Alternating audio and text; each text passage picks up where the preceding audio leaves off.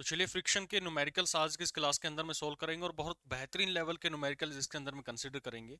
देखिए जो आप लोगों ने एक फ्रिक्शन की इमेज बना रखी है कि केवल फ्रिक्शन में हमें एक डेफिनेशन पढ़नी पड़ती है और एक फॉर्मूला पढ़ना पड़ता है जिसको आप सभी जानते हैं म्यू एन के नाम से, या फिर बहुत से लोग इसको जानते हैं म्यू एम जी के नाम से, जो कि हमारे पास में इनकम्प्लीट है ये फॉर्मूला। यहाँ पर अगर केवल ये लिख रहे होते हैं तो हमें ये नॉर्मल वाला जो फॉर्मूला होता है इससे इसको स्पेसिफाई करना चाहिए, क्योंकि नॉर्मल जो मैंने पिछली क्लास के अंदर में आपको समझाया था कि मान लो एक ऑब्जेक्ट है और इसके ऊपर में आप एक फोर्स ये लगा रहे हो, तो यहाँ पर एक mg लग रहा होगा इसका, और साथ ही साथ ये डाउनवर्ड डायरेक्शन में इसका F1 जो आपने ऊपर से प्रेस किया, ये दोनों मिलकर रिजल्टेंट इसका निकल के आता है इसका नॉर्मल फोर्स का। तो ये दोनों मिलकर आप अगर ये कॉन्टैक्ट फोर्स की बात करें तो इस पर्टिकुलर ऑब्जेक्ट को यहाँ पर बैलेंस रखने के लिए इन दोनों के कॉम्बिनेशन से मेरे पास में नॉर्मल निकल के आता है। और अगर आप खाली mg के साथ में इसको कंपेयर करोगे तो आपके क्वेश्चंस गलत होने के चांसेस रहते हैं उसके अंदर में, ठीक है। तो आपको अच्छे से इसके कंसिडर करने होते हैं। फिर दूसरा जो आप लोग के मिसकंसेप्शन है फ्रिक्शन के कि भाई हमारे कम्पिटिटिव एग्जाम में इसमें तो न्यूमेरिकल सीधा ये आएगा कि हम फ्रिक्शन को कैसे कम कर सकते हैं। भाई वो भी हमारे पास में आते हैं, थोड़े लैंग्वेज क्वेश्चन भी आते हैं, लेकिन न्यूमेरिकल क्वेश्चन बहुत बेहतरीन लेवल के इसके अंदर में बन सकते हैं। अगर आपको फ्रिक्शन नहीं समझ में आता है तो आप ये समझ लो कि रोटेशनल मोशन आप नहीं समझ पाओगे।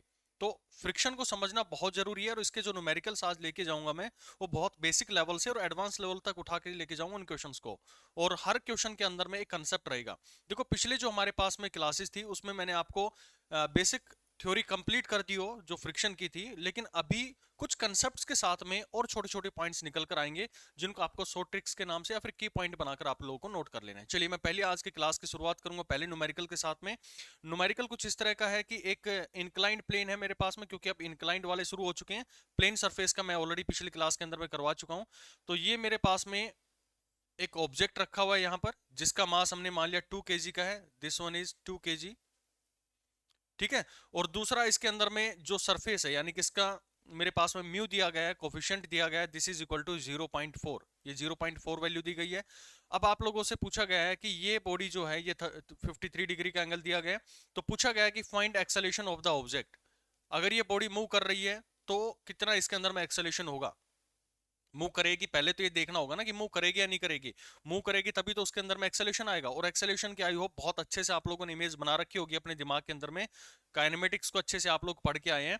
तो इस एक्सेलेरेशन का मतलब ये होता है कि चेंज इन वेलोसिटी, यानी कि उसकी वेलोसिटी चेंज होगी या नहीं होगी, किसके साथ में, टाइम के साथ में। तो बस इतना सा आप लोगों को इसके अंदर में ध्यान रखना एक्सेलेरेशन को लेके। बार बार मैं उन चीजों को रिपीट नहीं करूंगा। अब इस क्वेश्चन की शुरुआत कैसे करेंगे आप लोग। जब भी ये क्वेश्चन आप लोग के पास में आते हैं तो हमेशा शुरुआत करते हैं कि ये सरफेस जो है, जहां पर ये सरफेस है, वो मैक्सिमम इसके ऊपर में कितना फ्रिक्शन लगा सकता है। यानी कि हमें वो इसकी एक लिमिटिंग वैल्यू निकालनी पड़ती है। मैक्सिमम वैल्यू कितने तक वो उसको रोक के रख सकता है, ठीक है भाई। इसके लिए मुझे क्या करना चाहिए, इसकी नॉर्मल फोर्स पता होना चाहिए। यानी इस ऑब्जेक्ट का नॉर्मल कहां पर रहेगा भाई, इस सरफेस के ऊपर में है तो इस सरफेस का नॉर्मल कहां पर जाएगा, ये इस डायरेक्शन में जाएगा। अगर मुझे ये फोर्स पता लग जाए तो मैं आराम से उसका लिमिटिंग फ्रिक्शन निकाल सकता हूं, या फिर मैं कहूं कि मैक्सिमम वैल्यू उसकी निकाल सकता हूं जितने तक वो उसको रोक के रख सकता है। चलो भाई इसकी शुरुआत करते हैं। हमें रिजोल्यूशन आता है बहुत अच्छे से। मैं इसका वेक्टर का रिजोल्यूशन कर देता हूं यहीं पर। मान लो ये वेक्टर था मेरे पास में, नीचे की साइड में mg लग रहा होगा, कितना मास कितने फोर्स लग रही होगी, 20 न्यूटन लग रही होगी। अब ये जो कंपोनेंट रहेगा इसको एक एंगल पर बन रहा है, ये जो सरफेस है इसके साथ में एक एंगल पर बना हुआ है। तो मैं इसको दो कंपोनेंट्स में रिजोल्व करूंगा जो कि बहुत अच्छे से हमने पिछली क्लासेस के अंदर में समझे भी हैं, और यहाँ पर मैं उसको भी कंटिन्यू करूंगा। तो ये मेरे पास में एक कंपोनेंट इधर आ गया और दूसरा कंपोनेंट यहाँ पर आ गया। अगर ये 20 है तो ये कंपोनेंट कितना हो गया भाई इसका, ये मेरे पास में 53 है, तो ये एंगल भी 53 होगा। अच्छे से काइनेमेटिक्स के अंदर में समझ गया है, एनएलएम के अंदर में भी हमने इसको समझा अच्छे से। और ये वैल्यू कितनी आ जाएगी इसकी, अगर ये 53 डिग्री है तो दिस इज 12 न्यूटन। ये नीचे मेरे पास में 12 न्यूटन आ गया, और इस साइड में आ गया भाई आपका 16 न्यूटन आ गया, ठीक है भाई। अब ये जो बैलेंस है इसको बैलेंस करने के लिए कितना फोर्स लग रहा होगा, this is equal to this one, 12 newton के बराबर में लगेगा। यानी कि अगर मैं इसको लिख दूं mg cos थीटा या फिर cos 53, तो यही तो फोर्स है जो इसको बैलेंस करके रखा हो, इसके अलग तो कोई फोर्स लग नहीं रहा है। तो यहां से आपको समझ में आता है कि म्यू एन, तो नॉर्मल फोर्स जो इसको बैलेंस करेगा that is equal to mg cos 53, यानी कि 12 न्यूटन आपके पास में आ गया। और म्यू की वैल्यू है 0.4, और यहां से आपके पास में आया 12, तो ये फोर्स आपके पास में कितनी निकल के आएगी, 4.8 न्यूटन। यानी कि ये जो सरफेस आपके पास में बना हुआ है इसकी एक टॉलरेंस है कि मैक्सिमम ये इतना इसको होल्ड करके रख सकता है। देखो मैं बार बार आप लोगों से एक जो चीज एक्सप्लेन करता हूं कि भाई फ्रिक्शन जो है ना, एक क्लियर कट इमेज बना लो कि फ्रिक्शन का काम है ऑब्जेक्ट को साथ साथ रखना। उनको रोकना नहीं है। बहुत से लोगों का मिसकंसेप्शन है, बहुत से जो टीचर्स हैं उनका भी ये मिसकंसेप्शन है कि भाई हमारे पास में फ्रिक्शन का काम रोकना है। नहीं भाई, रोकना नहीं है, फ्रिक्शन काम है उसको साथ साथ रखना अपने, चाहे वो दोनों ऑब्जेक्ट्स को साथ में लेके मूव करे या फिर काइनेटिक फ्रिक्शन के साथ में मूव करे, उसका काम रोकना नहीं होता है, उन ऑब्जेक्ट्स को साथ रखना होता है। ठीक है, आगे और आएंगी चीजें जब और क्लियरिटी आ जाएगी, जो अभी मैंने वर्ड बताया आपको कि साथ साथ रखना रोकना में कितना फर्क होता है। तो ये हमें समझ में आया कि इस ऑब्जेक्ट पे एक फ्रिक्शन फोर्स मैक्सिमम लग सकता है 4.8 न्यूटन का। ठीक है जी। अब बॉडी मूव कहां करेगी, इसका कंस्टेंट कहां पर होगा? देखो, अगर मैं बॉडी इस डायरेक्शन में मूव करना चाह रही है तो इसके ऊपर में एक्सेलेरेशन, सॉरी इसका जो मेरे पास में फ्रिक्शन फोर्स होगा वो किस डायरेक्शन में लगेगा? वो हमेशा लगेगा इनके रिलेटिव जो वेलोसिटी है उनका अपोज करने की कोशिश करेगा। हम खींच रहे हैं इस साइड में चाह रहे हैं, क्यों खींच रहा है भाई ये 16 जी? बिकॉज ऑफ इट्स मास, जो इसका मास था यानी कि हम कहें उसका वेट था, उसके कारण में इधर फोर्स लग रही है। और वो फोर्स को बैलेंस करने के लिए यहां पर मेरे पास में मतलब उसको रोकने के लिए एक 4.8 न्यूटन का फोर्स जो है उसके अंदर में जनरेट हो जाता है। किसकी वजह से? लिमिटिंग फ्रिक्शन की वजह से। ये मैक्सिमम इतने तक रोक के रख सकता है। तो ये 4.8 है, ये 16 है, तो ऑब्जेक्ट मूव करेगी या नहीं करेगी? पहले तो ये देख लो कि ये ऑब्जेक्ट पे एक साइड में लग रहा है 16 न्यूटन और दूसरी साइड में लग रहा है 4.8 न्यूटन। तो क्या ऑब्जेक्ट मूव करेगी या नहीं करेगी? बिल्कुल करेगी भाई ऑब्जेक्ट मूव। हमने उसके एफबीडी बाहर बना ली है।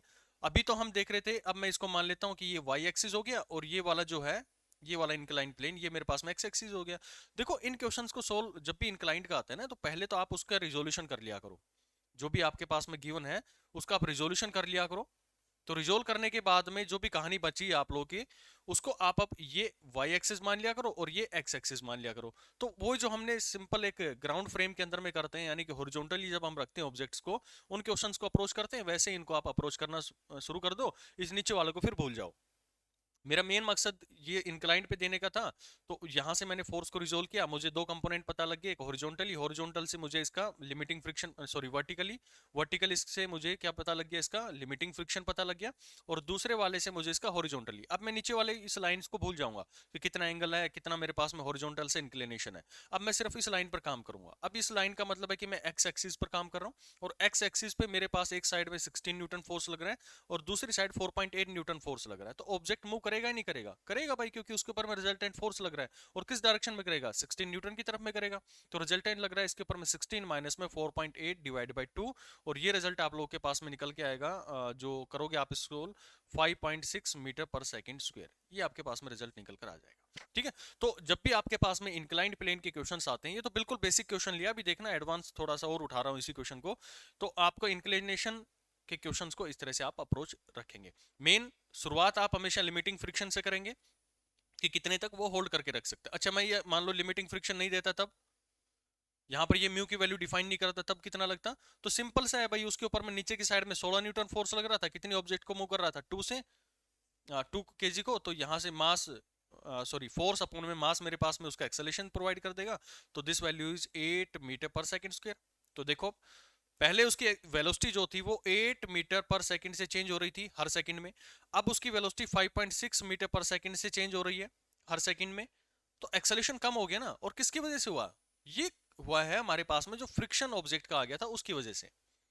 तो एनएलएम और जो हमारे पास में फ्रिक्शन होता है ना, इन दोनों को हमें साथ साथ पढ़ना पड़ता है। तो जो फ्रिक्शन के अंदर में हमें थोड़ा सा कुछ चेंज डालना पड़ता है। तो आपको कैसे समझ में आएगा कि मेरे पास फ्रिक्शन का क्वेश्चन है या एनएलएम का है? तो आप उसके रिजल्टेंट फोर्सेस को देखो, और फ्रिक्शन का जब भी क्वेश्चन आएगा तो म्यू उसके साथ में गिवन होगा। चलो, अब थोड़ा सोचने का दायरा आपका खोलता हूं और एक अच्छा क्वेश्चन देता हूं आप लोगों को, और सोल्व करेंगे इसको आप स्क्रीन को पॉज करके। अगर कर सकते हैं तो करेंगे, नहीं करेंगे तो मैं आपको सॉल्यूशन प्रोवाइड करूंगा। इसको बहुत ही बेहतरीन क्वेश्चन है ये। मैं कहूँ कि आपका जितने भी सोचने की अभी जो प्रैक्टिकल लाइफ के अंदर में एक सोच बनी हुई है ना, वो पूरी चेंज हो जाएगी यहाँ से। कैसे आप अपने सारे कंसेप्ट को इसके अंदर में लगाएंगे? देखो, मान लो मेरे पास में एक हॉरिजॉन्टल स्पेस है और यहाँ पर मैंने इसको इंक्लिनेशन पे रख दिया। इंक्लिनेशन देख के कोई डरता तो नहीं है भाई? अभी डरना भी नहीं चाहिए, क्योंकि मेरा इंक्लिनेशन तो बहुत आसान होते हैं, मुझे उसकी फोर्स तो डायरेक्टली पता लग जाती है इन चीजों से। भाई एमजी को आप रिजोल्व करेंगे तो डायरेक्टली उसकी फोर्स पता लग जाती है मुझे कि किस फोर्स से उसको खींच रहा होगा। तो बहुत आसान होते हैं ये तो क्वेश्चन। तो यहाँ पर हमने ऑब्जेक्ट को रखा, लेकिन एग्जामिनर क्या करता है, डराने के लिए ना आपको हमेशा एग्जाम में इंक्लिनेशन वाले क्वेश्चन प्रोवाइड करता है। क्योंकि हर कोई फेमिलियर नहीं होता जितने फेमिलियर आप लोग इन इंक्लिनेशन वाले क्वेश्चन से हो चुके हैं। ये सेम क्वेश्चन दे रहा हूं मैं, 53 डिग्री मैंने यहाँ प्रोवाइड किया है, और अब थोड़ा सा इसके अंदर मैं चेंज डालूंगा। मैं यहाँ पर म्यू की वैल्यू चलो मैं दे देता हूँ आप लोग को 0.5 प्रोवाइड कर देता हूँ, ठीक है, या 4 भी रखोगे तो भी वही कर लेंगे, एक थोड़ा सा इसके अंदर वेरिएशन डालने के लिए मैं 0.5 आपको प्रोवाइड कर दिया, ठीक है भाई। और यहां से अब मैं एक, अब सुनना जो मैं यहां पर लिखना चाह रहा हूं, मैं इस डायरेक्शन से इसके ऊपर मैं एक फोर्स लगा रहा हूं। कहां से? जो नीचे से है। मान लो कि कोई भी ऑब्जेक्ट है यहां पर रखी हुई है, ऐसे इंक्लाइंड प्लेन पर है, ये इंक्लाइंड प्लेन पर ये ऑब्जेक्ट रखा हुआ है, और मैंने इस डायरेक्शन पे, ये इसकी टेंडेंसी क्या है कि मैं इंक्लिनेशन पे नीचे की साइड में आ रही है, लेकिन मैं इसको क्या है होल्ड करके रख रहा हूं, ये होल्ड करके रख रहा हूं मैं, तो ये मूव नहीं कर रही है। तो मैं कितनी फोर्स लगाऊं, मेरी उंगली से कितनी फोर्स इस पे लगाऊं कि ये यहीं पर होल्ड रह जाए? भाई यहां पर ऑब्जेक्ट को रखोगे तो इसकी टेंडेंसी तो नीचे मूव करने की है, बिकॉज ऑफ इट्स वेट। जो कंपोनेंट इस साइड में आएगा वो इसको नीचे की तरफ मिलाने की कोशिश करेगा, तो मैं कितना ये फोर्स लगाऊं कि ये यहीं पर होल्ड रह जाए? इस फोर्स की वैल्यू मैंने आप लोगों से पूछी है। चलो भाई इसकी एक रेंज हम डिफाइन करते हैं कितने तक ये इसको होल्ड करके रख सकता है। ये मान लिया एफ जो हमें लगाना है। चलो अब देखो इस क्वेश्चन को सोल्व करेंगे, और अच्छे से अभी देखो जो मैं न्यूमेरिकल बता रहा हूं ना, अभी पेन बिल्कुल आप ड्रॉप कर दो, सिर्फ सुनो। सुनने के बाद में आपको ये नोट्स भी मिलेंगे, मैं जो हैंड रिटन नोट्स हैं वो भी मिलेंगे आप लोगों को, ये वीडियो है ये भी आप लोगों के पास में रहेगा। तो पहले बेहतर है कि आप अच्छे से समझ लो, बहुत अच्छे लेवल का कंसेप्ट है इसके अंदर में, वरना फिर मिस हो जाएगा आप लोगों का। चलो पेन ड्रॉप कर दो सभी आप लोग। मान लो कि यहां पर मेरे पास में शुरुआत कहां से करनी चाहिए मेरे को? शुरुआत हमेशा, कोई भी फ्रिक्शन का क्वेश्चन है उसकी हमेशा शुरुआत होती है उसके एफ मैक्सिमम से, यानी कि लिमिटिंग फ्रिक्शन से हमें शुरुआत करनी चाहिए, जिसका फॉर्मूला हमें पता है कि म्यू एन होता है। क्योंकि ये दोनों के लिए mu s is equal to mu के गिवन है, क्योंकि खाली म्यू के था, सॉरी खाली म्यू गिवन है, तो आप उसको मान सकते हैं कि जो उसका स्टैटिक है और उसका काइनेटिक दोनों इक्वल हो गए। ठीक है जी, हमारी शुरुआत स्टेप 1 हमने फॉलो कर लिया। हर क्वेश्चन की ऐसे अप्रोच करनी है आप लोगों को। ये मेरे पास में म्यू हो गया, म्यू की वैल्यू आपने 0.5 ले लिया। एन की वैल्यू क्या लेके आऊं? तो एन की वैल्यू के लिए हमें पता है भाई, इसका जो वेक्टर रिजोल्यूशन करते हैं तो नीचे की साइड में ये मेरे पास में कितना वैल्यू आएगा, इसका 20 हो गया, 20 से ये नीचे की साइड में वेट लग रहा है, दिस एंगल इज 53 डिग्री, और इधर जो फोर्स लग रहा होगा दिस इज एम जी, ये हो गया मेरे पास में एम जी कोस थीटा, और यहाँ पर आपके पास में हो गया एम जी साइन थीटा। ये वैल्यूज आती है आपके पास, ये समझ में आता है ना रिजोल्यूशन? जो एंगल के साथ में होता है उसको एम जी कोस थीटा, और जो उसके अपोजिट होता है, मतलब दूसरा जो उसका म्यूचुअल परपेंडिकुलर कंपोनेंट होता है, that is m g sine theta. ठीक है जी, यहां तक आ गया हमें समझ में। अच्छा अब देखो इसके अंदर में एम जी कोस थीटा की वैल्यू कितनी आती है, 20 को आप तोड़ेंगे तो कितना आता है भाई, ये आपके पास में 12 आ जाएगा, और इस साइड में कंपोनेंट आएगा आपका 16, यही आ रहा है भाई। ये तो दो चीजें करी हमने, एक साइड में 12 कर दिया और एक साइड 16, जो पिछले में हमने रिजोल्व किया था वही सेम किया है। M g cos theta, m g की वैल्यू रखी, कोस 53 की वैल्यू रखी हमने, कितनी आती है भाई ये 3/4 आएगी, और यहाँ पर आप करोगे तो 3/5 आएगी, और यहाँ पर साइन थीटा की वैल्यू 4/5 आएगी। पिछली क्लास में वो ट्रायंगल भी मैंने बना के दिखाई है, बार बार उसको रिपीट करने से कोई फायदा नहीं है। ये मेरे पास में 12 कंपोनेंट है, तो यहाँ से आपको पता लगा कि 12 से मेरे पास में कितनी वैल्यू आई है, या ये आपके पास में 6 न्यूटन। यानी कि सरफेस की टेंडेंसी है कि ये मैक्सिमम 6 न्यूटन तक इसको होल्ड करके रख सकता है, यानी कि इतनी फोर्स इसके ऊपर में लगेगी तो तब तक ये इसको होल्ड करके रख सकता है, चाहे मेरे पास में डाउनवर्ड डायरेक्शन में आए या फिर मेरे पास में अपवर्ड डायरेक्शन में आए, ये 6 न्यूटन तक इस सरफेस को अपने साथ साथ में रख सकता है।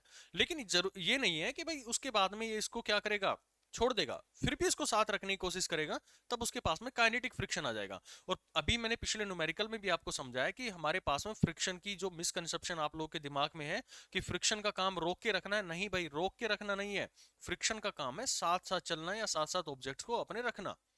ठीक है, तो ये 6 न्यूटन मैक्सिमम ये सरफेस इसके ऊपर में लगा सकते हैं। अच्छा जी, यहां तक हमें समझ में आ गया। अब क्या करें, चलो अब देख लेते हैं इसको, एक रेंज बनाकर देख लेते हैं कि ये मैं कितनी इसके ऊपर में फोर्स लगाऊं कि ये होल्ड ऑन हो जाए। और बहुत अच्छे से समझना इस पॉइंट को भी।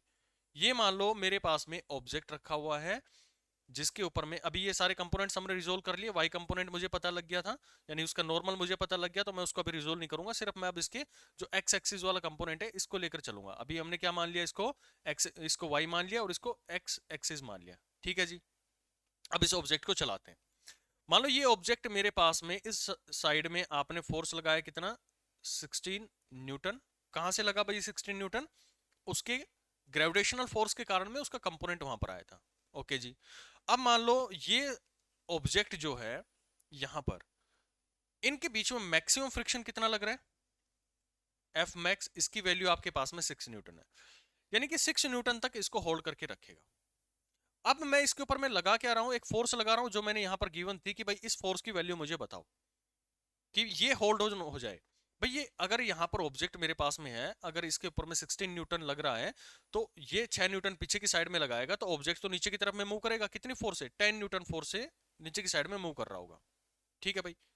अब 10 न्यूटन पर मूव कर रहा होगा तो मान लो मैंने फोर्स यहाँ पर फ्रिक्शन फोर्स और यहाँ पर मैं एक्सेलेरेशन लिख रहा हूँ। तीन चीजें मुझे नोट करनी है इसके अंदर में कि कितना मेरे पास में फोर्स मैं लगाऊं। ये एक्सटर्नल फोर्स मान लो आप इसको, यहाँ पर भी मैं एक्सटर्नल लिख देता हूँ। ये मेरे पास में फ्रिक्शनल फोर्स है और ये एक्सेलेरेशन है। अच्छे से टेबुलेट करते हैं इसको और बहुत अच्छे बेहतरीन कंसेप्ट को निकालने की कोशिश करते हैं। अब मान लो मैंने यहाँ पे जो फोर्स था, ये जो फोर्स लगा रहा हूँ ये मैंने 10 न्यूटन लगा दिया, 10 न्यूटन लगाया। तो बताओ मेरे को कि इसके ऊपर में होल्ड करने के लिए यहां पर इस ऑब्जेक्ट पे मैंने जो है 10 न्यूटन फोर्स लगाया तो फ्रिक्शन फोर्स कितना होगा।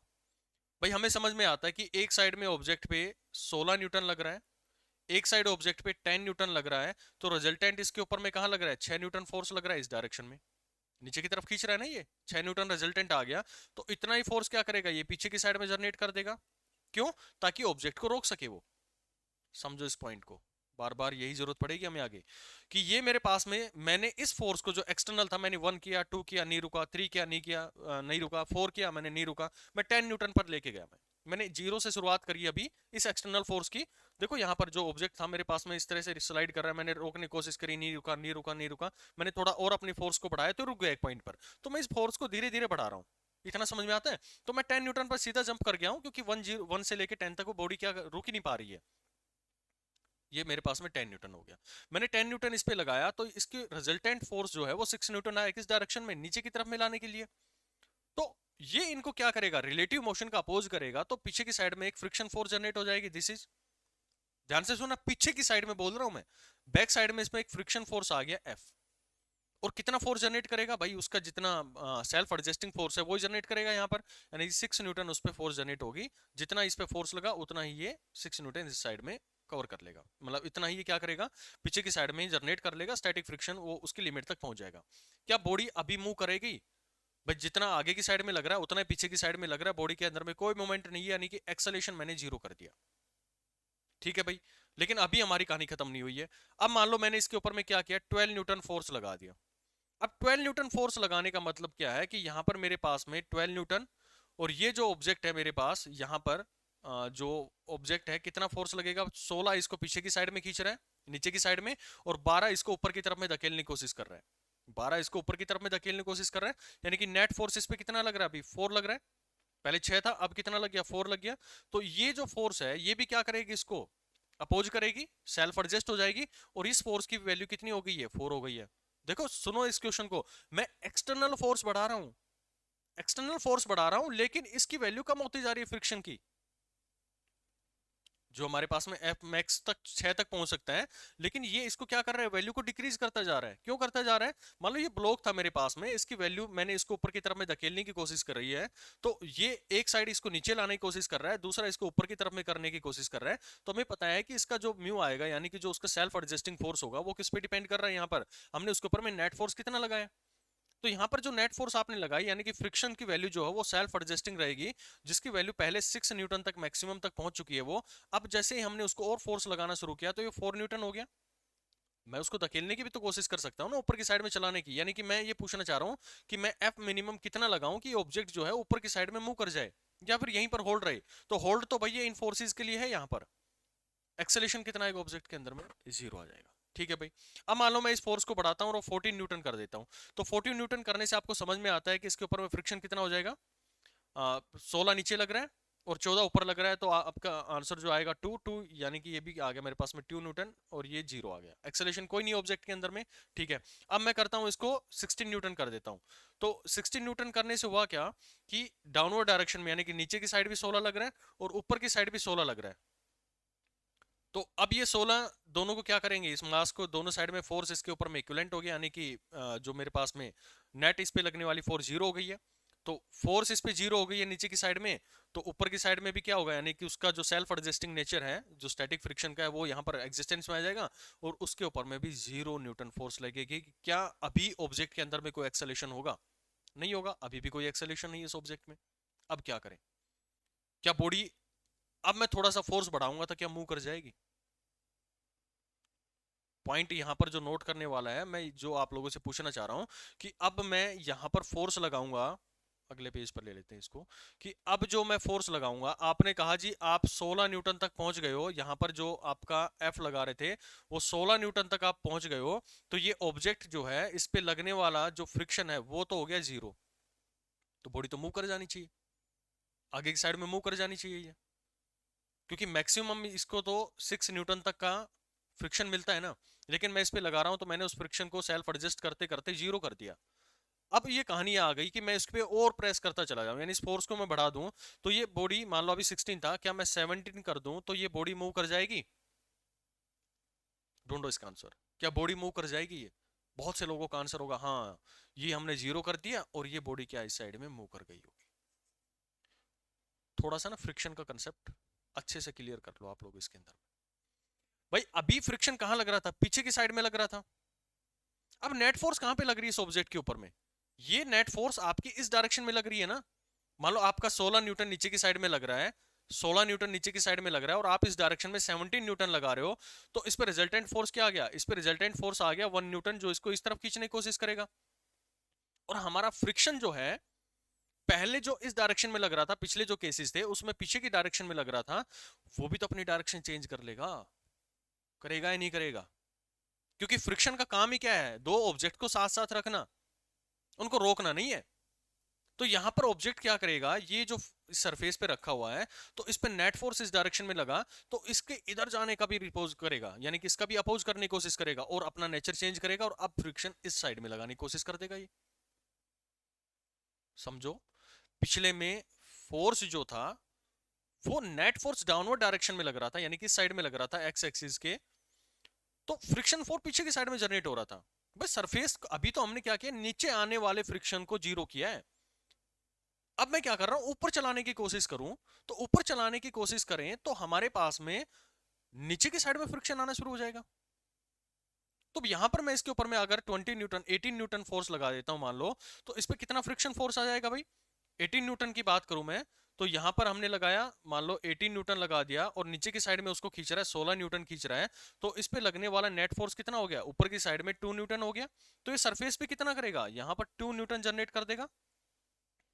और मैक्सिमम अभी भी सरफेस, इन दोनों सरफेसेस की ये क्वालिटी है कि ये इनको मेंटेन करके रख सकता है, जब तक इनके ऊपर में 6 न्यूटन का फोर्स नहीं आ जाता, मैक्सिमम 6 न्यूटन तक ही इसको टॉलरेट करके रख सकता है, यानी दोनों को होल्ड करके रख सकता है एक लिमिटिंग वैल्यू तक। चाहे आप उसको फॉरवर्ड लेके जाओ, चाहे आप उसको डाउनवर्ड लेके जाओ। पिछला जो था जिसमें मैं फोर्स उसके ऊपर में लगा रहा था, वो उसको होल्ड करके रखा हुआ था कि नीचे ना गिरे। अब मैं चाहता हूं कि फोर्स बढ़ाते बढ़ाते इसको चलाना शुरू कर दूं मैं ऊपर की डायरेक्शन में, तो बॉडी के ऊपर में नेट फोर्स जो लग रहा होगा वो ऊपर की डायरेक्शन में लग रहा होगा, लेकिन फ्रिक्शन जो है वो उसको चलने नहीं देगा, उसको साथ रखने की कोशिश करेगा कि भाई तुम इस डायरेक्शन में मत जाओ, नीचे जा रहे थे नीचे भी मत जाओ, ऊपर जा रहे थे ऊपर भी मत जाओ। कब तक? जब तक आप मेरे लिमिटिंग तक नहीं पहुंच जाते, यानी कि 6 न्यूटन तक नहीं पहुंच जाते। ठीक है भाई, यहां पर इसके ऊपर में 6 न्यूटन लगा और हमने 2 न्यूटन इसके ऊपर में देखा कि रिजल्टेंट यहां पर 2 न्यूटन आया, तो सेल्फ एडजस्टिंग फोर्स है अभी तक, तो वो मैक्सिमम 6 न्यूटन तक पहुंच सकती है, जीरो से बढ़ेगी और इसका रिजल्टेंट कितना आ जाएगा? ये मेरे पास में 2 न्यूटन आ जाएगा। किस डायरेक्शन में? डाउनवर्ड डायरेक्शन में। और ये जो पिछले थे, ये कहां पर थे भाई इसके? ये सारे के सारे हमारे पास में ऊपर की डायरेक्शन में लगने वाले थे, ये ऊपर की डायरेक्शन में, ये भी ऊपर की डायरेक्शन में, ये भी ऊपर की डायरेक्शन में। अब ये फोर्स कहां लग रहा है? डाउनवर्ड डायरेक्शन में, यानी कि इस डायरेक्शन में उसके ऊपर में लग रहा है। क्या अभी ऑब्जेक्ट ने मूव करना शुरू किया? नहीं किया। जो मैंने कहा था ना कि आपने, बहुत से लोगों ने ये सोचा कि अच्छा अब तो ये तो जीरो हो गया, अब बॉडी को हम धक्का मारेंगे तो तुरंत चल जाएगा। अभी ये डाउनवर्ड वाला भी तो एग्जिस्टेंस में आएगा ना। तो एक रेंज डिसाइड होती है इससे कि कितनी फोर्स लगाएं कि ऑब्जेक्ट मूव करेगी। तो यहां से एक्सेलरेशन अभी भी जीरो बना हुआ है। अच्छा अब मैं करता हूं इसके ऊपर में मान लो 22 न्यूटन लगा देता हूं, तो 22 न्यूटन लगाते ही क्या हुआ?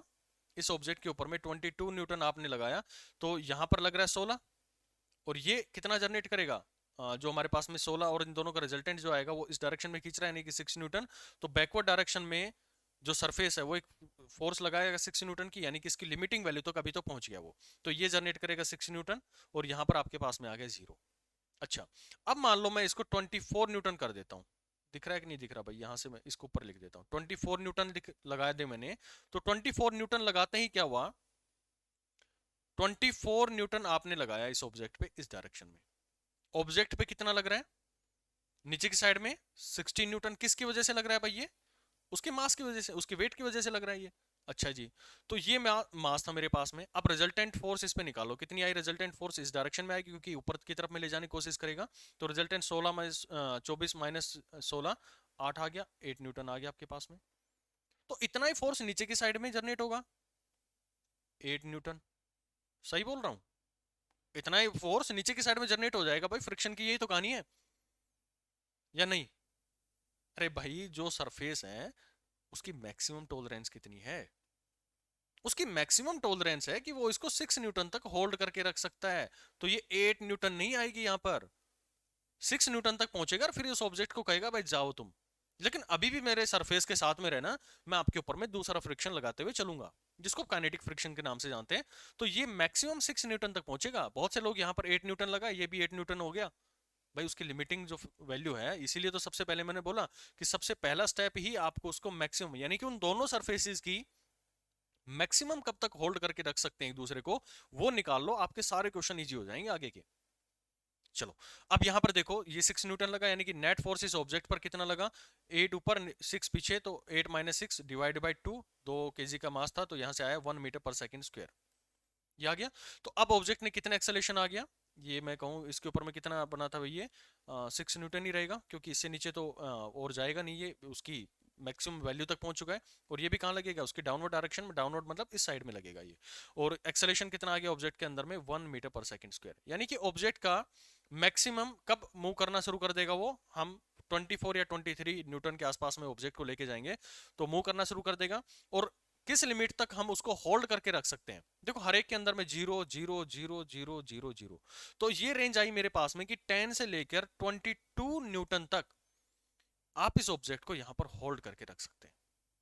तो यही रेंज इसके अंदर में आप लोग को डिफाइन करनी थी कि हम कब तक उसको, मिनिमम फोर्स कब तक हम उसको होल्ड करके रख सकते हैं। तो 10 न्यूटन से लेके 22 न्यूटन तक हम उस ऑब्जेक्ट को क्या कर सकते हैं? होल्ड करके रख सकते हैं। इससे कम गए तो ऑब्जेक्ट नीचे की साइड में, इससे ऊपर गए तो ऑब्जेक्ट ऊपर की साइड में मूव करना शुरू कर देगा। आई होप आपके सोचने का दायरा थोड़ा खुला होगा इन क्वेश्चंस को लेके। तो हमें इनकी एक रेंज डिफाइन करनी है। हालांकि क्वेश्चन जो है बहुत सारे क्वेश्चंस का एक कॉम्बिनेशन है, आपको मैक्सिमम भी लगाना आना चाहिए। क्या सरफेसेस के बीच में जो हमारे पास में लिमिटिंग फ्रिक्शन है वो क्या एक ही डायरेक्शन में डिफाइन होता है? जी नहीं। आप एक ही डायरेक्शन में आ रहे हो तो वो अपोजिट डायरेक्शन में, दूसरी साइड में हो जाएगा। लेकिन आप उसी को और फोर्स लगाते लगाते दूसरी साइड में मूव करना शुरू करोगे तो वो अपना रास्ता बदलकर, मतलब अपनी जो डायरेक्शन है बदलकर दूसरी साइड में आ जाएगा। क्योंकि जो आपने समझा था कि फ्रिक्शन का काम है दोनों ऑब्जेक्ट को साथ साथ रखना, और साथ साथ रखने के लिए वो अपनी डायरेक्शन को रिलेटिव मोशन के अपोजिट में सेट कर लेता है। जो ब्लॉक है ना, उसको हमसे ज्यादा फिजिक्स आती है।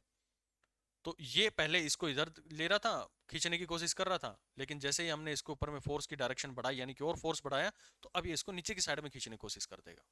तो रेंज आपको समझ में आनी चाहिए। इस क्वेश्चन को यहाँ पर करवाने का सिर्फ एक मोटिव था कि आपको एक कंसेप्चुअल नॉलेज बने, थोड़ा सा उसको आप इम्प्लीमेंट करना सीखें कि जो हमने अभी तक चीजें पढ़ी हैं उसको कैसे इम्प्लीमेंट करते हैं। और ये आप लोगों को आ गया तो ये क्वेश्चन मेरे लेकर के दिखा दो भाई आप लोग। कहाँ गया क्वेश्चन? हाँ, यहाँ पर। क्वेश्चन नंबर कौन सा होगा भाई? 3 होगा, जो भी होगा नंबर आप लोग डाल लेना भाई। ये मेरे पास में इंक्लाइंड प्लेन है। सबसे आसान इंक्लाइंड प्लेन के क्वेश्चन होते हैं, डरना नहीं होता इनसे। 37 डिग्री, यहाँ पर एक ऑब्जेक्ट रखा हुआ है जिसका मास है 2 kg, और इसके ऊपर में मैंने फोर्स लगाई है यहाँ पर। क्या सर, हर बार कुछ ना कुछ नया दे देते हो आप लोग? भाई यही तो खेल है। मैं वो सारे जो क्वेश्चंस बन सकते हैं, जितनी भी पॉसिबिलिटीज बन सकती हैं क्वेश्चंस को लेके, वो सारी यहाँ पे कवर करता हूँ मैं। बाकी तो यार आप लोग के ऊपर में, जितनी प्रैक्टिस करेंगे उतना अच्छे से समझ में आएगा। फ्रिक्शन का मैंने कहा था कि आपको क्लास जो है इसके अंदर में कंसेप्ट को समझने पे ध्यान दो। नोट्स तो आप लोग बाद में बना लेना, मैं अपने हैंड रिटन नोट्स हैं वो भी आपको प्रोवाइड कर दूंगा। देखो, हाँ, एक किसी का मैसेज आया कि आप हैंड रिटन नोट्स हैं, वो देख, कोई, मैंने बहुत से लोगों को देखा है कि जो हमारे पास में हैंड रिटन नोट्स होते हैं, आप अपनी हमेशा कोशिश करो इनको कि जो आपको समझ में आए ना लैंग्वेज, उसके अंदर में लिखो। कि आप एक अच्छे से किसी को समझा सको, बाद में आज से 10 साल बाद भी आप उन नोट्स को देखो तो आपके समझ में आ जाए। इस लैंग्वेज में हमेशा अपने हैंड रिटन नोट्स बनाने चाहिए। जरूरी नहीं कि आप इंग्लिश में बनाओ। आपने अगर देखे होंगे तो मैं भी अपने जितने भी हैंड रिटन नोट्स हैं, टर्मिनोलॉजी को छोड़ के अपने हर नोट्स को मैं हिंदी के अंदर में बनाता हूँ, क्योंकि मेरे को बेहतर तरीके से वो चीज़ समझ में आ जाएगी। बहुत से लोग हैं जिनको इंग्लिश में भी समझ में आता होगा, तो आपको जो बेहतर लगे, जिससे आप किसी को अगर समझाने लायक भी हो, तो आप एक बार देखो 10 साल बाद, 15 साल बाद में, तब भी आपको चीज़ें याद आ जाएं, दोबारा से आप उनको अपने दिमाग के अंदर में रिवाइंड कर सको। तो ऐसी लैंग्वेज के अंदर में हमेशा नोट्स को बनाना चाहिए। चलिए, ये मेरे पास में 20 न्यूटन मैंने यहाँ पर लगाया है, तो 2 kg का ब्लॉक है। और अगर मैं खाली यहीं तक छोड़ देता, तब ये एनएलएम का क्वेश्चन था। आप इसके फोर्स के वेक्टर जो हमारे पास में कंपोनेंट्स हैं, इनको रिजोल्व करते और अपने आंसर को निकाल लेते। अब मैं थोड़ा सा इसके अंदर में वेरिएशन डाल रहा हूँ, और यहाँ पर मैंने म्यू की वैल्यू जो दे दी आपको 0.2 प्रोवाइड कर दी है। अब यहाँ पर भी क्वेश्चन वही पूछूंगा मैं, फाइंड एक्सेलेरेशन, यानी कि ए फाइंड करके दिखाओ मेरे को कि कितना एक्सेलेरेशन उस ऑब्जेक्ट के अंदर में रहेगा।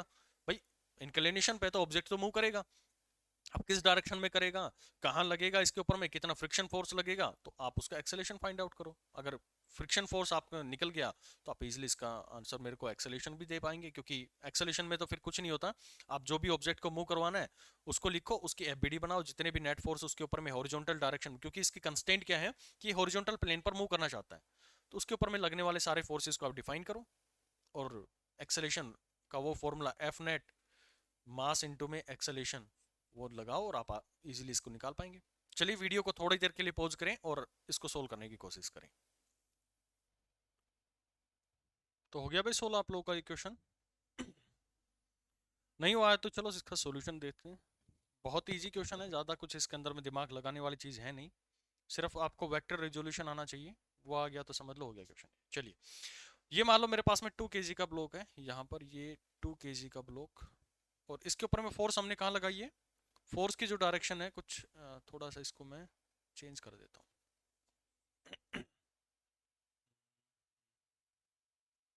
यहाँ पर हमने एक फोर्स कुछ इस तरह का लगाया है। ये मेरे पास में एक ब्लॉक है जिसका मास है 2 kg।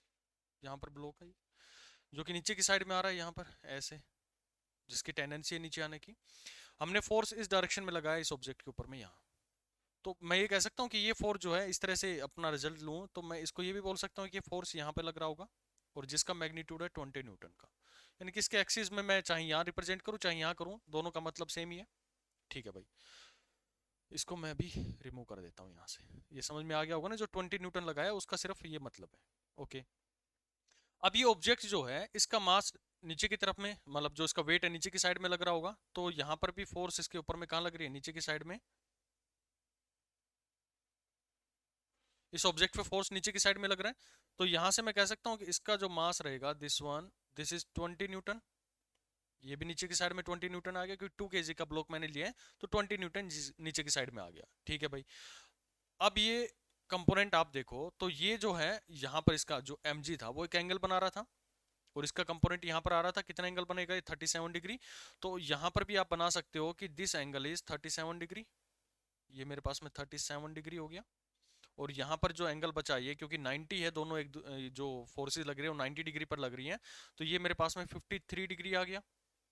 ठीक है जी, यहाँ पे हमें समझ में आ गया कि ये इनका एक कंपोनेंट हम इस डायरेक्शन में लेके आएंगे। अच्छा, अब दूसरे कंपोनेंट कहाँ पर आएंगे? एक फोर्स का कंपोनेंट मेरे पास में 53, अगर मैं इस फोर्स की बात करूँ जो 20 न्यूटन नीचे की साइड में लग रही है, एक कंपोनेंट आपने नीचे की साइड में बना दिया, और दूसरा कहाँ आएगा? इसके म्यूचुअल परपेंडिकुलर, यानी कि दूसरा जो कंपोनेंट आएगा वो आपका इस डायरेक्शन में आ जाएगा। ये आ गया।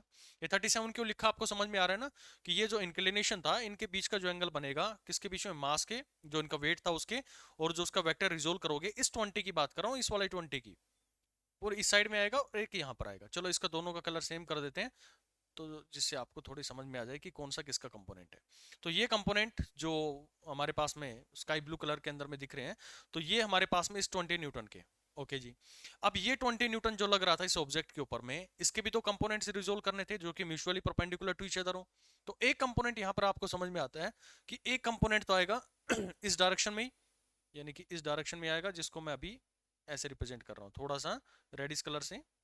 ये मेरे पास इसका कंपोनेंट आया 20 का, और दूसरा कंपोनेंट कहाँ जाएगा?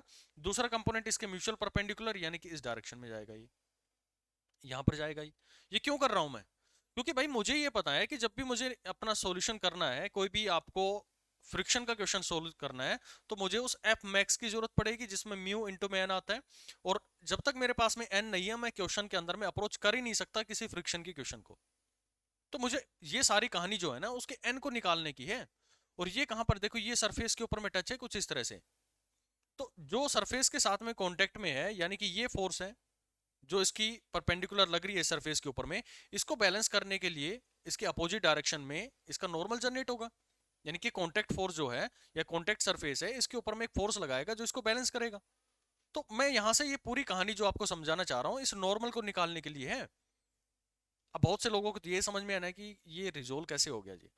भाई कुछ नहीं है, 20 न्यूटन नीचे लगा, उस 20 न्यूटन को मैंने दो कंपोनेंट्स में रिजोल्व कर लिया, यहाँ पर और यहाँ पर। ये वाले दो कंपोनेंट्स हैं उनकी वैल्यूज अभी लिख रहा हूँ, रुको।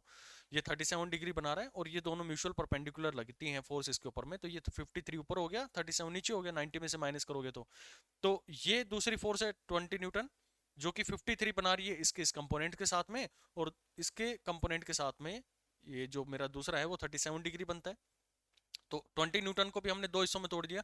ये 20 न्यूटन को है कौन सी है, जो एक्सटर्नल फोर्स इसके ऊपर में लगी है। तो इससे क्या हुआ, जितने भी रिजोल्यूशन थे फोर्सेस के वो हमने कर लिए।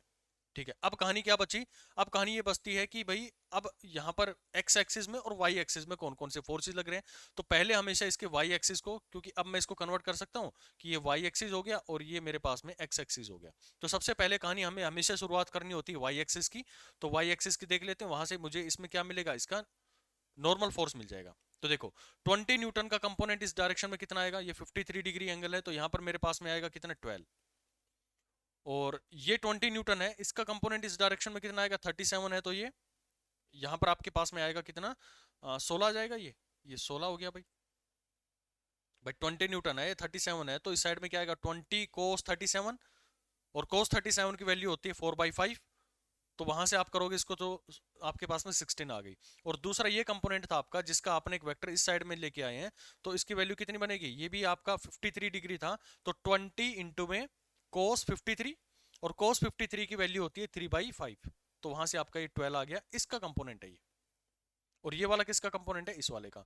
तो ये 16 आ गया, तो ये दूसरे का कंपोनेंट कितना आ गया, दिस इज 12 न्यूटन। कौन से वाले का है, ये इस 20 न्यूटन का है। और इस डायरेक्शन में कौन सा कंपोनेंट आएगा, इसका 20 न्यूटन का, इसकी वैल्यू आ जाएगी हमारे पास में 16 न्यूटन। ठीक है भाई। तो ये बेसिकली आपने क्या किया कि ये फोर्सेज आपने लगाई। अगर मैं इस सिनेरियो को थोड़ा सा यहाँ पे अब लिखना चाहूँ, खाली वाई एक्सिस का अगर मैं देखना चाहूँ, तो वाई एक्सिस में आपको दिख रहा है कि ये कॉन्टेक्ट सरफेस में कुछ ऑब्जेक्ट इस तरह का बना हुआ है मेरे पास में। तो इस सरफेस पर ये जो इनका कॉन्टेक्ट सरफेस आ रहा है, इस डायरेक्शन में फोर्स लग रहा है इसके ऊपर में कितना 16 प्लस में 12 कितना है भाई आपके पास में 28 न्यूटन आ गया। और ये कॉन्टेक्ट सरफेस इसको बैलेंस रखने के लिए कि ये उड़े ना, यानी कि इस डायरेक्शन में ना उड़ जाए, ये एक नॉर्मल जनरेट कर देगा, दिस इज एन, जो कि बैलेंस करेगा इसको। यानी आपके पास में नॉर्मल की वैल्यू आई 28 न्यूटन। वाई एक्सिस वाली कहानी खत्म।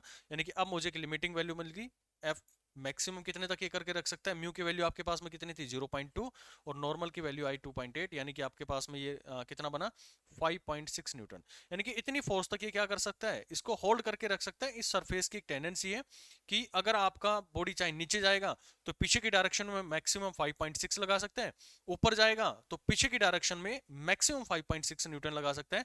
जो कि ये आगे और पीछे लगाने वाले जो दो कंसेप्ट थे हमने, कि ऊपर की साइड में अगर मैं मूव करवाना चाह रहा हूं तो वो पीछे की डायरेक्शन में उसको खींचने की कोशिश करेगा, और नीचे की साइड में आने की कोशिश करेगा तो पीछे यानी कि इस डायरेक्शन में उसको खींचने की कोशिश करेगा। तो दोनों साइड में लग सकते हैं, सेल्फ एडजस्टिंग फोर्स होती है फ्रिक्शन फोर्स। और उसका काम ही हमारे पास में क्या होता है, ऑब्जेक्ट्स को साथ साथ रखना। ठीक है भाई, ये मुझे पता लग गया कि एफ मैक्स की वैल्यू आपके पास में कितनी आ गई है 5.6 न्यूटन। चलो अब इसको थोड़ा सा और साफ बना लेते हैं। तो यहां से हमारा जो बॉडी था उसकी हमें दो चीजें पता लग गई है कि ये मैक्सिमम एफ मैक्स ये इसको रोक के रख सकता है 5.6 न्यूटन तक। ठीक है भाई, इस डायरेक्शन में इस पे फोर्स कितना लग रहा है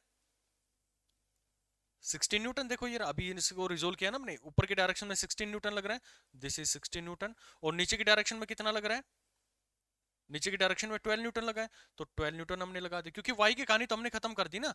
जो हमने सीखा था कि पहले वाई को सोल्व करो, जो भी कंपोनेंट उसके आ रहे, क्योंकि वहां से मुझे इसका नॉर्मल मिलता है। फिर अपने एक्स एक्सिस पर आ जाओ। अब मैं एक्स वाले एक्सिस पर आ रखा हूँ, तो वहां से अब शुरुआत कर रहा हूँ मैं। तो 16 न्यूटन ये, 12 न्यूटन ये। तो मैक्सिमम फोर्स जो इस ऑब्जेक्ट को कहां पर ऊपर की डायरेक्शन में लेके जाएगी, यानी कि यहाँ पर ऑब्जेक्ट जो है वो मेरे पास में ये आ गया, जिसका मास है m, और ये ऑब्जेक्ट को किस डायरेक्शन में खींच रहा है, इस डायरेक्शन में खींच रहा है 4 न्यूटन से। ठीक है भाई, रिजल्टेंट आ गया। लेकिन ये सरफेस कितना जनरेट करेगा? इस सरफेस की टेंडेंसी है कि भाई 5.6 तक ये मैक्सिमम जनरेट कर सकता है। लेकिन ये जो फोर्स है 4 न्यूटन है, आप लगाए जा रहे हो उसके ऊपर में फोर्स, लेकिन 4 न्यूटन तो 5.6 से कम रह गई ना। तब तक तो स्टैटिक फ्रिक्शन काम करेगा, यानी कि उसको क्या करेगा, एडजस्ट करता हुआ आ जाएगा, सेल्फ एडजस्ट करता आ जाएगा। 5.6 तक वो उसको एडजस्ट करेगा, और फिर इसके ऊपर में अगर 5.7 भी आपने लगा दे तो ऑब्जेक्ट मूव कर जाएगा। लेकिन इस ऑब्जेक्ट पर लग ही कितना रहा है, 4 न्यूटन लग रहा है। तो इसको होल्ड करने के लिए एक फ्रिक्शन सेल्फ एडजस्टिंग आ जाता है इसको, और उसकी वैल्यू कितनी आएगी, 5.6 आएगी या नहीं आएगी? नहीं आएगी। क्यों? क्योंकि भाई आपने 4 न्यूटन लगाया है ना, तो अभी उसकी मैक्सिमम तक कहां पहुंचा है वो? ग्राफ समझ में आता है नहीं आता? ये वाला जो ग्राफ था, इसका मतलब ये है कि वो एडजस्ट करता हुआ जाएगा, और फिर यहां पर चेंज आएगा, और वो फिर उसको कांस्टेंट बन जाएगा ये।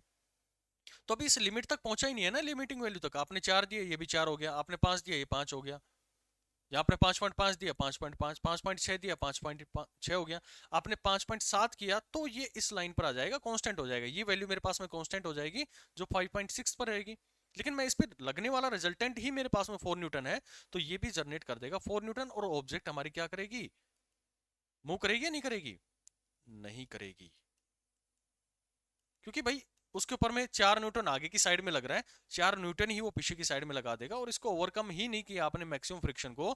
तो ऑब्जेक्ट जो एक दूसरे को साथ साथ रखना चाह रहे थे, वो आपस में खुश हैं कि भाई तुम मेरे साथ में हो, हम साथ साथ रहेंगे। क्योंकि बाहर की दुनिया में इतनी हिम्मत नहीं है कि हमको अलग कर सके, यानी कि जो एक्सटर्नल फोर्स है उसके पास में इतनी हिम्मत नहीं है कि इन दोनों के जुड़ाव को अलग कर सके, उनके बीच के साथ साथ को जो साथ साथ आपस में रुके हुए हैं उनको अलग कर सके। तो ये छोटा सा क्वेश्चन इसके अंदर में आपका सोचने का दायरा खोलने के लिए था कि कैसे इन क्वेश्चंस को आप अप्रोच करेंगे, और काफ़ी बेहतरीन लेवल का क्वेश्चन ये माना जाता है। ये जो पिछले 2 क्वेश्चंस करवाए हैं बहुत अच्छे लेवल है, और अलग अलग कंसेप्ट इसके अंदर में मैंने डालने की कोशिश करी है। चलो, अब एक नया कंसेप्ट और लेके आते हैं। आप नोट्स वगैरह बना लेना, कोई उसमें बड़ा इशू नहीं है इसका, लेकिन चीज़ों को समझते चलो। मान लो अभी जो नेक्स्ट आते हैं, अभी तो हम इसको क्या कर रहे थे, सबसे पहले हमने इसको हॉरिजॉन्टल प्लेन पे रखा, फिर हमने एक इंक्लाइन प्लेन पे रखा। अब चलो एक कर्व्ड सरफेस पे रख देते हैं, कोई गिलास वगैरह के अंदर में रख देते हैं, कोई भी सरफेस आप मान के चल सकते हो। फिर हो सकता है पैराबोला के अंदर में रख दें, सर्किल के अंदर में रखते हैं, जो भी आपकी मर्जी आए वो सरफेस आप यूज कर सकते हो, लेकिन कंसेप्ट ये रहेगा। और मैं बार बार आपको बोलता हूँ कि कभी भी एग्जाम के अंदर में क्वेश्चन रिपीट नहीं होता है, रिपीट होता है तो कंसेप्ट। आपको अच्छी पकड़ आपकी कंसेप्ट पे बनानी है, क्वेश्चंस पे नहीं। कंसेप्ट अच्छा हो गया तो आपके क्वेश्चन तो चाहे कितना भी वेरिएशन एग्जामिनर डाल के दे दे, आप इजीली उनको सोल्व कर लेंगे। तो चलिए क्वेश्चन शुरू करते हैं अपना। क्वेश्चन कुछ इस तरह का है कि मान लो मेरे पास में एक ऑब्जेक्ट है, यहां बना दूं, कहां बनाऊं, चलो यहीं बना देते हैं। ये मेरे पास में एक ऑब्जेक्ट है, और ये थोड़ा सा कर्व्ड सरफेस है, जिसका रेडियस मैंने माना है r है। ये सेंटर टू सेंटर हमने इसका एक लाइन खींच देते हैं। ये रेडियस जो मान रखा हूं इसका r है। जरूरत पड़ेगी तो हम इसका यूज करेंगे इस रेडियस का, वरना कोई जरूरत है नहीं इसकी वजह से। ठीक है भाई। अब यहाँ पर मैं जो पूछना चाह रहा हूँ कि ये एक ऑब्जेक्ट मैंने लिया है, यहाँ से एक ऑब्जेक्ट को मैं यहाँ पर रखना चाह रहा हूँ। ये ऑब्जेक्ट मान लो मास m का है मेरे पास में। तो मैं ये जानना चाह रहा हूँ कि इस सेंटर से मैं कितने एंगल पर रखूँ इसको, कितने एंगल पर रखूँ मैं कि ये यहाँ से स्लिप कर जाए। भाई आप देखो, एक थोड़ा सा कर्व्ड सरफेस होता है ना, आप उस पर थोड़ा सा ऐसा करना कि कोई ऑब्जेक्ट बिल्कुल नीचे रखना, फ्रिक्शन बहुत ज्यादा है यानी कि मूव नहीं करेगी वो ऑब्जेक्ट।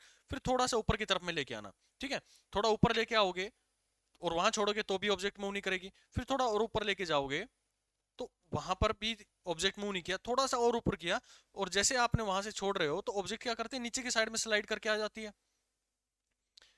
तो स्लाइड कर क्यों रही है भाई? ये स्लाइड तो तभी कर सकती है ना जब इनके बीच में जो लगने वाला दो सरफेस तो आगे कांटेक्ट में, और जब भी दो सरफेसेस कांटेक्ट में आते हैं, चलो इसका म्यू की वैल्यू कुछ भी ले सकते हो आप, एक म्यू दिया है ना मैंने, वरना तो आप सीधा एनएलएम बोलते जी, म्यू तो आपने दिया नहीं, एनएलएम लगाएंगे हम इसके अंदर में, उससे भी सोल्व हो जाएगा। वहां पर म्यू वाला जो कंसेप्ट है वो आपको यूज नहीं करना पड़ेगा, यानी फ्रिक्शन वाला कंसेप्ट यूज नहीं करना पड़ेगा। सिंपल वो बैलेंसिंग वगैरह इक्विलिब्रियम वाले क्वेश्चंस उसके अंदर में लगते हैं, मैंने करवाए भी हैं इस तरह के क्वेश्चन आपको, सिंपल पेंडुलम का क्वेश्चन करवाया हुआ है। तो ये जो सरफेस हैं दो एक दूसरे के कांटेक्ट में आ गए हैं, तो कंफर्म है कि यहाँ पर एक फ्रिक्शन लग रहा होगा, और वो फ्रिक्शन क्या करेगा, इस मास m को और ये जो ऑब्जेक्ट बाहर जो आपके पास में जिस फ्रेम के अंदर में है ये, इन दोनों को क्या करेगा, बिल्कुल साथ साथ रखने की कोशिश करेगा। और किस लिमिट तक करेगा, अगर आपको वो पता लग जाए तो ये क्वेश्चन तो सिंपल है, बचा है क्या इसके अंदर में, कुछ भी नहीं है।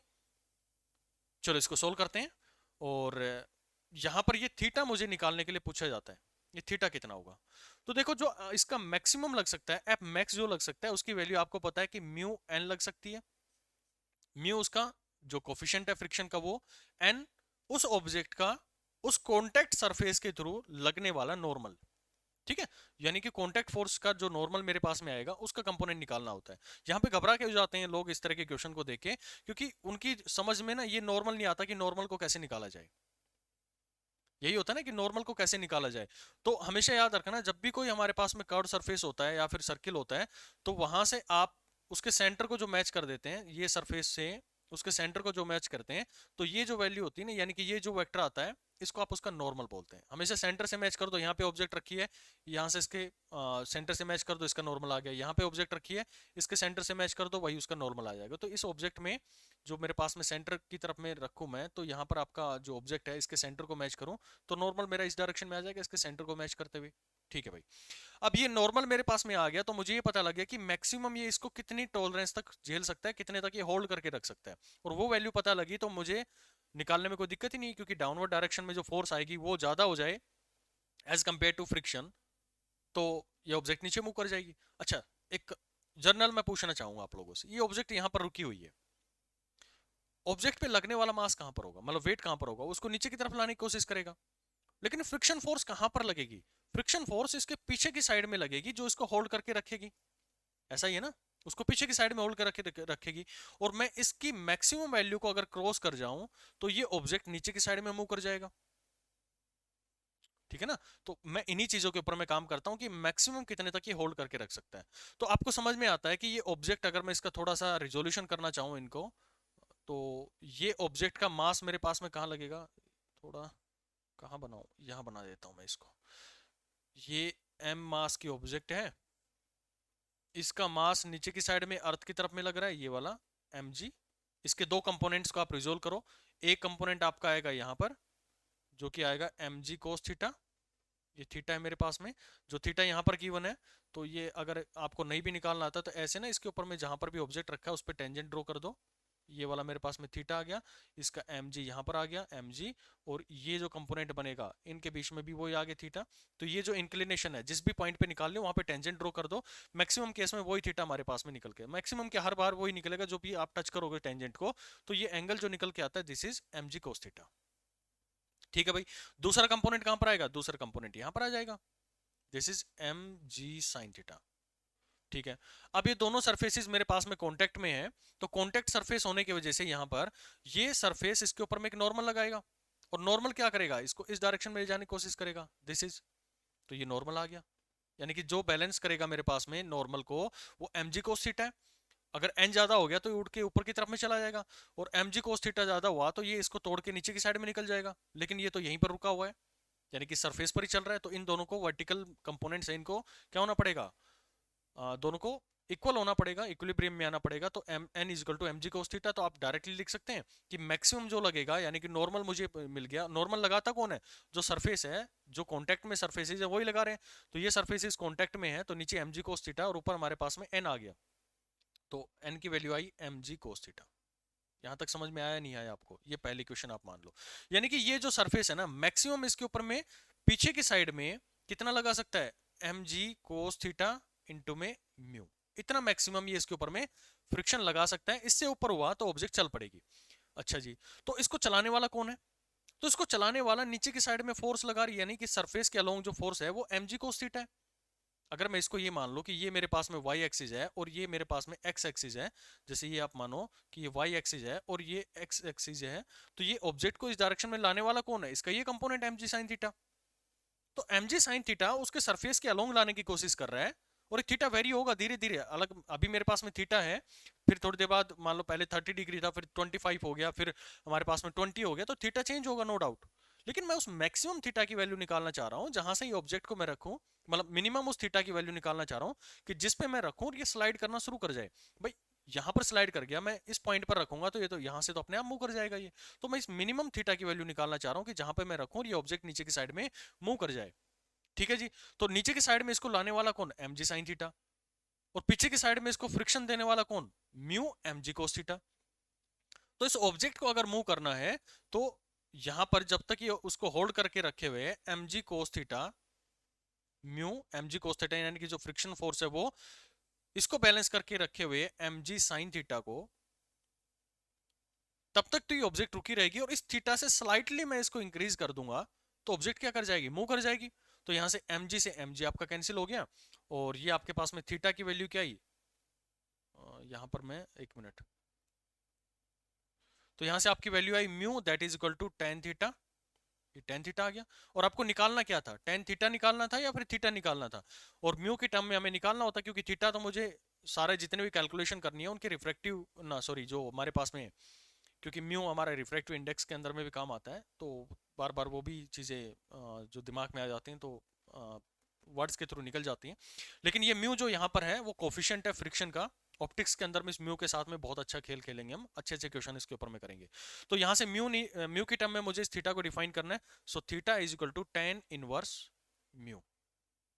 तो ये वो मिनिमम थीटा है जो इसको चलाने के लिए रेस्पॉन्सिबल होगा, यानी कि ये मैक्सिमम लिमिट तक पहुंच गया है कि इससे थोड़ा सा भी स्लाइटली भी आपने थीटा को इंक्रीज किया तो ऑब्जेक्ट क्या करनी शुरू कर जाएगी, मूव करनी शुरू कर जाएगी, यानी कि वो एंगल ऑफ स्लिप आ जाएगा मेरे पास में जिससे ये बॉडी मूव कर जाएगी। ठीक है, तो ये आपको इसके अंदर में निकालना था।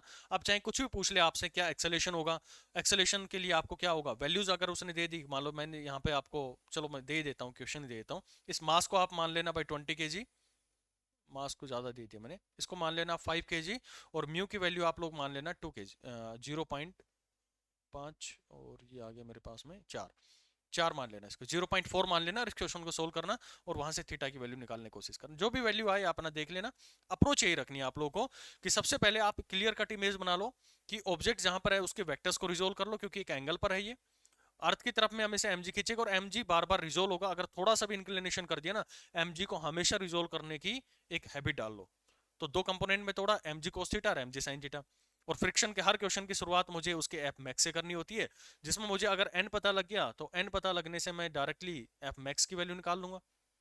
तो एफ मैक्स मेरे पास में जो आएगा म्यू mg cos थीटा आएगा, इसकी वैल्यूज का आप पुट डाउन करना, ये एंगल जो फाइंड करना है आप लोगों को उसको यहाँ से आप कैलकुलेट कर लेना। आपका आंसर आप लोगों के सामने होगा, म्यू की वैल्यू 0.4 है। डायरेक्टली आप इसके साथ भी सोल्व कर सकते हैं, मतलब इसमें वैल्यूज को पुट डाउन करके भी अपना सॉल्यूशन निकाल सकते हैं, और एक अप्रोच के थ्रू भी कि क्या हमारी इस क्वेश्चन के अंदर में अप्रोच होनी चाहिए, वो भी आप डायरेक्टली इससे निकाल सकते हैं। तो ये आज के इस क्लास के अंदर में हमने चीज़ें पढ़ी हैं। अगली जो क्लास रहेगी मोस्ट प्रोबेबली लास्ट क्लास रहेगा आपका फ्रिक्शन का, जिसमें मैं फ्रिक्शन को कंप्लीट कर दूंगा, और बढ़िया कंसेप्ट और बढ़िया क्वेश्चंस के साथ में अगली क्लास को हम ख़त्म करेंगे। देखो, फ्रिक्शन को लेके जो आप लोगों ने अपने दिमाग के अंदर में भ्रांतियां बना रखी है ना, मैं बार बार बोलता हूँ उनको तोड़ लो, वरना आगे पछताओगे। क्यों पछताओगे, रीज़न क्यों, क्योंकि आगे जब मैं रोटेशनल पोर्शन पढ़ाऊंगा ना, तो बिना फ्रिक्शन के रोटेशनल मोशन चल ही नहीं सकता। तो फ्रिक्शन का आना मतलब आपका रोटेशनल मोशन का कंप्लीट होना, फ्रिक्शन का आना आपका वर्क पावर एनर्जी का कंसेप्ट को क्लियर करना, फ्रिक्शन का आना मतलब आपके फ्लूइड मैकेनिक्स के अंदर में यूज हो जाना। मतलब जितनी भी मैकेनिक्स है ना, पूरी मैकेनिक्स फ्रिक्शन के साथ में चलती है। अगर एग्जामिनर ने थोड़ा सा फ्रिक्शन का कोई भी कंसेप्ट डालने की कोशिश करी, वहीं पर एक नया क्वेश्चन बन जाएगा वो। हालांकि होगा वो रोटेशनल का, होगा वो वर्क पावर एनर्जी का, लेकिन फ्रिक्शन का कंसेप्ट उसके अंदर में जोड़ देगा। बिना एनएलएम के अभी अपने करे थे, तो एनएलएम को मैंने जोड़ा किसके साथ में, वही क्वेश्चन मैं करवा रहा हूँ जो एनएलएम में मैंने करवाए हैं, लेकिन उनको सोच आपकी डेवलप करने के लिए मैं म्यू की वैल्यू वहां पे डाल रहा हूँ, और एनएलएम के अंदर में मैंने फ्रिक्शन ये म्यू की वैल्यू प्रोवाइड कर दी उन्हीं क्वेश्चन में, तो आपका फ्रिक्शन का क्वेश्चन बन गया वो। तो जो टीचर आपको पढ़ाता है ना, जो फैकल्टी आपको पढ़ाती है, तो उसकी एक सोच आप समझो कि वो आपको दुनिया भर के क्वेश्चन नहीं करवाएगा। कि मैं कहूं कि मैं 8 से 10 हजार क्वेश्चन करवा दूं, फिजिक्स ना कभी भी ज्यादा क्वेश्चन करने से नहीं आती है, फिजिक्स आती है कंसेप्ट को बिल्ड करने से। मैं 8-10 हजार क्वेश्चन करवा दूं, क्या फायदा उनका जब तक आपको कंसेप्ट ही नहीं समझ में आएगा। तो हमेशा अपने कॉन्सेप्ट्स पे अपनी पकड़ बनाओ, वो बन गई है तो समझ लो आपका कोई भी टॉपिक आपको आ जाए आप इजीली उनको कर लेते हैं। बाकी आपको जो सीट्स मिली हुई हैं आप उनको अटेम्प्ट करें, और उसके अंदर में जो क्वेश्चन है उनको अटेम्प्ट करें, साथ ही जो PYQs वगैरह आप लोग को प्रोवाइडेड है उनको करें। और मिलते हैं फिर नेक्स्ट लेक्चर के अंदर में, जिसमें हम फ्रिक्शन को ख़त्म करेंगे, मतलब ख़त्म इन द सेंस ये सिर्फ इस चैप्टर की थ्योरी ख़त्म होगी, लेकिन इसका यूज़ बहुत सारे चैप्टर्स के अंदर में आगे आने वाला है। तो मिलते हैं फिर नेक्स्ट में, थैंक यू सो मच।